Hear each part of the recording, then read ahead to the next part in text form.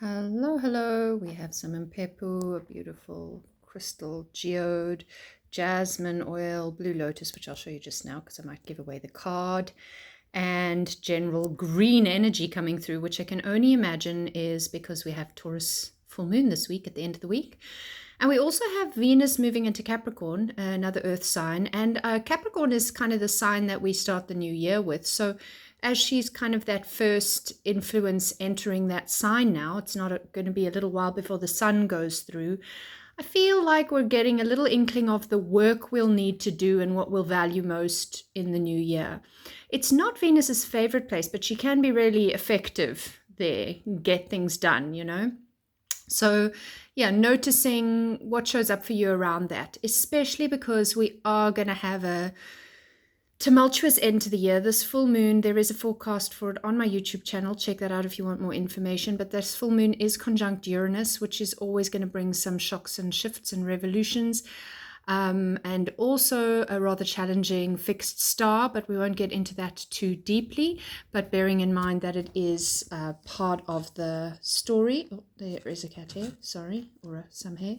Anyway, so remember, this is not a personal reading, it is a collective reading. Please choose a card between 1 and 4 to give you a little bit more guidance as to your most personalized portion of this reading, but then see it as a whole. And let's jump in if you've picked a number. Okay, it's a very upside downy kind of week. We have one court card, that Page of Wands, one major arcana card, and we have an earth card, Pentacles, and a water card, Cups. And there's the blue lotus energy, which is very peaceful and calming. Okay, so what I love about starting the reading with this upright page 3 of Pentacles, for me, is just a reminder to get grounded, lean into your community, and recognize that it takes a village and there are always those supportive people in your life. And it's those people that you need to collaborate with, co-create with, lean into, and try to find. It's very Venus and Capricorn in a way, you know. I value you, let's work together, or let's hang out together, or let's cook together, or whatever the case may be. Feeling that value and feeling that love in people that are reliable for you. And the reality, especially with the rest of the reading, is that you might have to figure out who those people are. Because although we start in this place of kind of grounded community engagement, my heavens, sorry, I had to get the noisy dog in. So what I was saying is, as we start the week with this grounded community engagement, we then move into a very choppy waters. And when the Page of Wands comes up, it is very much in its upright form and in its essence about creative energy, dynamism, momentum, joy, that type of thing. But when it's coming upside down for us, we may have this strong urge to begin something, but for whatever reason, a resistance to it. Or we might be feeling a bit stuck or stale. We might be getting stuck in negative beliefs even. In fact, that shows up also even in the Seven of Cups. We can see that we might be getting stuck into a pattern of not believing in ourselves, not having the courage to leap into that creative space.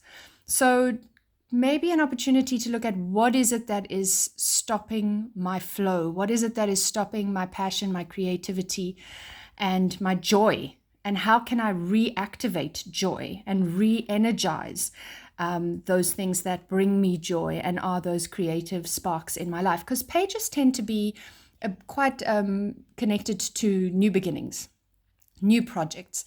So again, if we think of Venus being the first planet to step into Capricorn, which will ultimately is the energy that ushers us into a new year by the standards of January being the beginning of a year, we might think that, you know, she wants to start something new, but it's not quite there yet, or there are some hiccups and hurdles that have to be dealt with first, which I am feeling because we do have that Tower card. Now, Tower has got a very Uranian feel to it. And as I mentioned, Uranus is part of this full moon.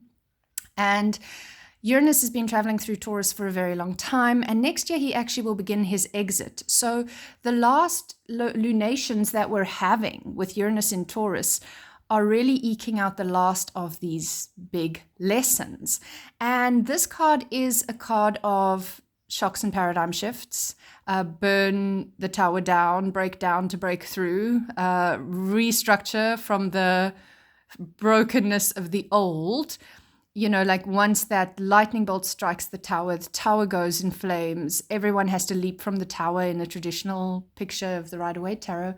And you can imagine the next morning, like there is just rubble and debris. And you have to look around and go, well, what is salvageable and what isn't? And as devastating as the loss is, there is this opportunity for regrowth, for rebirth. It's Phoenix kind of energy, which also ties in beautifully with Scorpio season.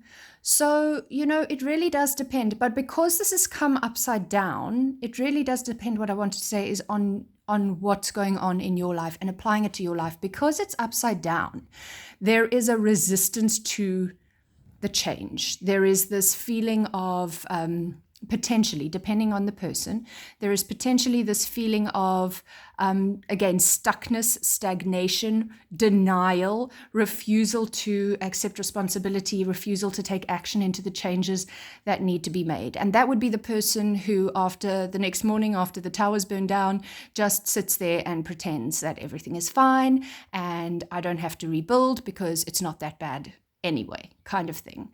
Or I'm not doing it again. I refuse, you know, like the stubborn kind of resistance to change.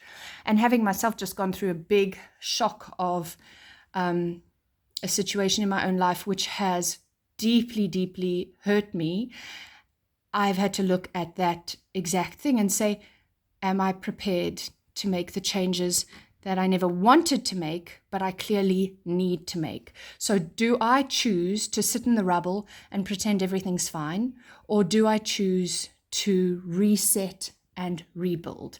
And again, we each have our own choice, and each of our situations will be unique to us. And then finally, we have the upside down Seven of Cups. So he's always a little bit of a undecided guy. He's got all these options and all these choices, and all of them would lead him to a different path, to a different future, on a different adventure. And it can be a combination of things, and especially with it upside down, I think it is likely to be a resistance to choose, because what if I choose the wrong path?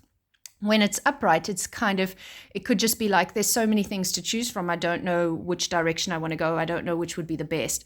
But here there is a kind of deep fear of making the wrong choice and maybe making no choice at all. So if we come back to the Tower card and the stagnancy we're seeing in the upside down Page of Wands and Tower, we might say to ourselves, well, now here I am and I just am refusing. I'm going to sit in the rubble and I'm not going to make a choice because I might make the wrong choice. And again, you can see within the collective reading a lot of resistance. There's huge potential, though. There's this potential of the new beginning, creative endeavors, passions, you know, following those passions. There's the, yes, something had to come crashing down. Yes, I wouldn't have chosen it, but I get this opportunity to rebuild. And then there is like, wow, I'm so lucky I have so many choices.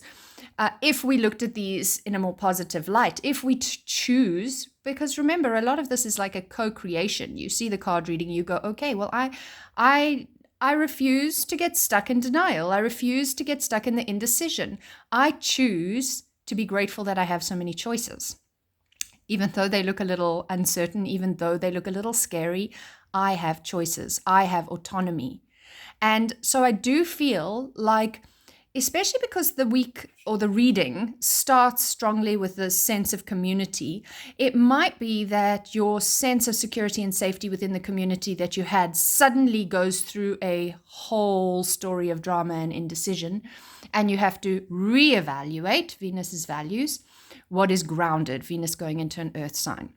What is grounded in my life? What can I rely on? Where are the structures not falling apart?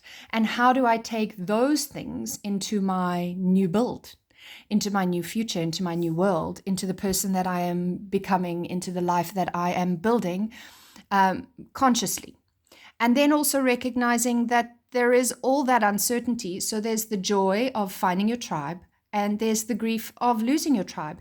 And sometimes that is happening simultaneously.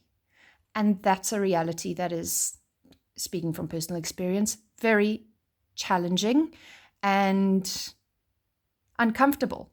But we get to choose. Again, we're back to 7 of Cups. We get to choose. What do we do with that? How do we move forward? What is in the best interest of each individual person's vibration? So you are only in charge of you. You are only responsible and accountable for you.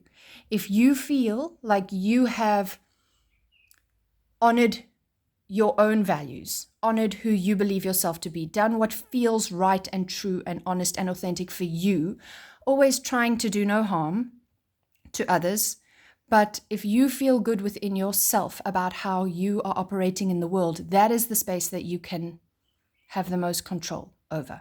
You cannot control what others do. You cannot control how others feel. You just can't, even if it hurts.